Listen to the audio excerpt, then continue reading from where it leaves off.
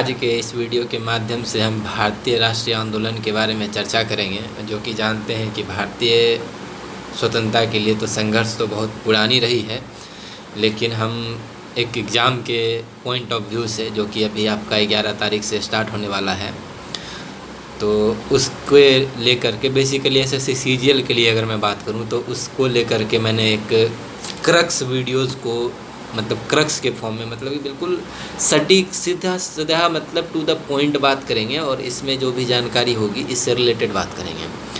तो भारतीय राष्ट्रीय आंदोलन, जैसा कि हम लोग जानते हैं कि लगभग 1857 में जो कि फर्स्ट बैटल ऑफ इंडिपेंडेंस के भी नाम से जाना जाता है, वहीं से शुरू हुई थी। लेकिन अभी हम जो स्टार्ट करेंगे वो 1905 से लेकर के 1947 तक की बात करेंगे, जिसमें कि आप जानते हैं कि 1905 से लेकर के जो 1947 तक की बात थी, क्योंकि 1905 के बाद ही जब बंगाल का विभाजन हुआ तो उसके बाद स्वदेशी आंदोलन आए, फिर बीच में दिल्ली दरबार का भी गठन किया गया, फिर उसके बाद महात्मा गांधी जी भी भारत आए।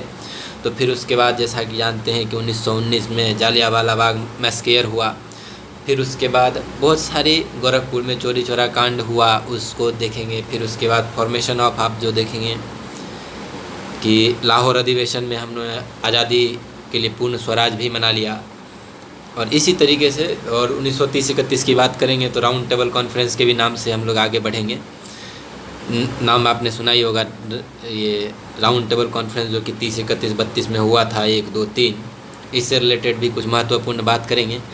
और बेसिकली अगर मैं मतलब सारी चीज़ों को सम अप करके बात करूं तो लगभग 35 से 40 मिनट के बीच में आपकी जो इंडिपेंडेंस स्ट्रगल है, जो कि आपकी मतलब इंडियन नेशनल मूवमेंट का जो बेसिकली जो मेन कोर पार्ट है, जो कि 1905 से लेकर के 1947 का है, इस बीच को हम कवर करेंगे। और इसको भी अगर हम डिवाइड करना चाहें तो इस सेक्शन को भी आप 4 भाग में डिवाइड कर सकते हैं। फर्स्ट पार्ट आपका भारतीय राष्ट्रीय आंदोलन 1905 से 1920, फिर उसके बाद इसी का दूसरा पार्ट अगर बात करेंगे तो 1921 से 1930, फिर अगर इसके आगे की बात करें तो 1931 से 1940, और 1940 के बाद जो 1941 से जो 47 का बीच में था तो आज़ादी के बाद ही मतलब कि वो तो ख़त्म ही हो गई।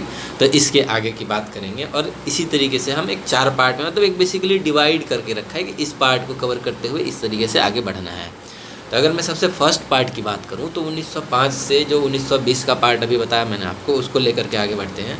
तो सबसे पहले थोड़ी सी एक ब्रीफ जानकारी हम जान लेते हैं कि जो भारतीय राष्ट्रीय कांग्रेस के बारे में, क्योंकि इंडियन नेशनल के मूवमेंट में जो कांग्रेस जिसको आप समझते हैं इंडियन नेशनल कांग्रेस, वो आज की पार्टी ना समझें, क्योंकि जो उस समय की पार्टी थी उस समय बड़े ही दिग्गज क्रांतिकारी थे, और आज की कांग्रेस और उस समय की कांग्रेस में दोनों में बहुत अंतर है।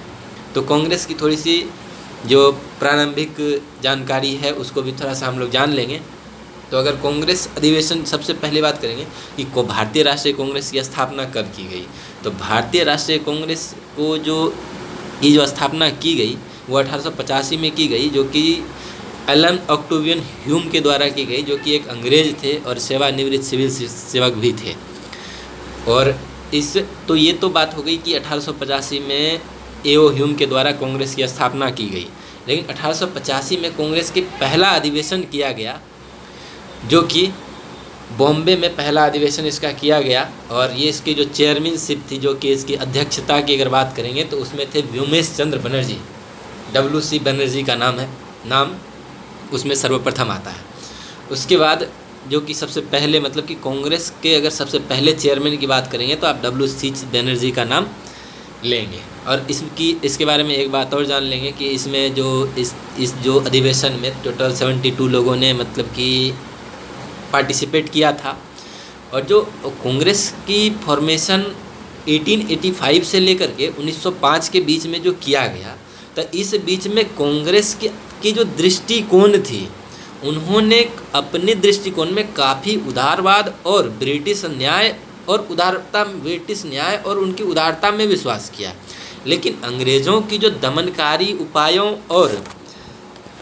उपायों ने जब विभिन्न दमनकारी उपायों ने, मतलब कि जो उनकी दमनकारी नीति वगैरह थी, उनको लेकर के जो 3 लोग उभर के आए, जिनमें 3 लोगों का नाम आता है। वो नाम है आपका बिपिन चंद्र पाल, और बाल गंगाधर तिलक और लाला लाजपत राय, जो कि लाल, बाल और पाल के नाम से जाना जाता है, और ये कांग्रेस के भीतर ही ये लोग थे। और ये लोगों ने उभर कर कांग्रेस के खिलाफ, मतलब कांग्रेस के खिलाफ, सॉरी इसके क्षमा चाहता हूँ, मतलब कि ब्रिटिशर्स के खिलाफ इन्होंने बढ़ चढ़ कर काम किया और आगे बढ़ा।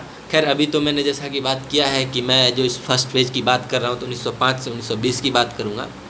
तो बीच में मैंने आपको कांग्रेस को लेकर, कांग्रेस जो भारतीय राष्ट्रीय कांग्रेस की एक छोटी सी जानकारी दी है, और कांग्रेस के सेशन के ऊपर में मैं एक अलग से वीडियो लाऊंगा जो कि पूरी सारी की सारी कांग्रेस अधिवेशन की सारी बात बता दी जाएगी।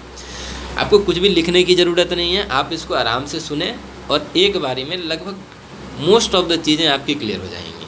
और सबसे पहला बात 1905 का अगर बात करते हैं तो उसमें नाम आता है किसका? बंगाल विभाजन। और बंगाल विभाजन की अगर बात करेंगे तो बंगाल विभाजन लॉर्ड कर्जन के द्वारा 16 अक्टूबर 1905 में एक उद्घोषणा के माध्यम से बंगाल के जो पुराने प्रांत थे उसको उन्होंने क्या किया? बांट दिया। किस किस हिस्सों में? तो एक तो उसने पूर्वी बंगाल बना दिया, और एक असम अलग कर दिया, और एक जो कि आज आप बंगाल के नाम से जानते हैं, एक तो वो रह गया। तो इसका जो सबसे पहली बात है कि कोई भी काम जब हम करते हैं तो उसके पीछे एक उद्देश्य होता है। तो कांग्रेस जो मतलब ब्रिटिशर ने बंगाल का विभाजन किया तो उसके पीछे का उद्देश्य क्या था? तो इसका उद्देश्य बिल्कुल साफ था कि हिंदुओं और मुसलमानों के बीच एक सांप्रदायिक खाई स्थापित करना, और जिनमें कि वो लोग सफल भी हुए। लेकिन देश के विभाजन के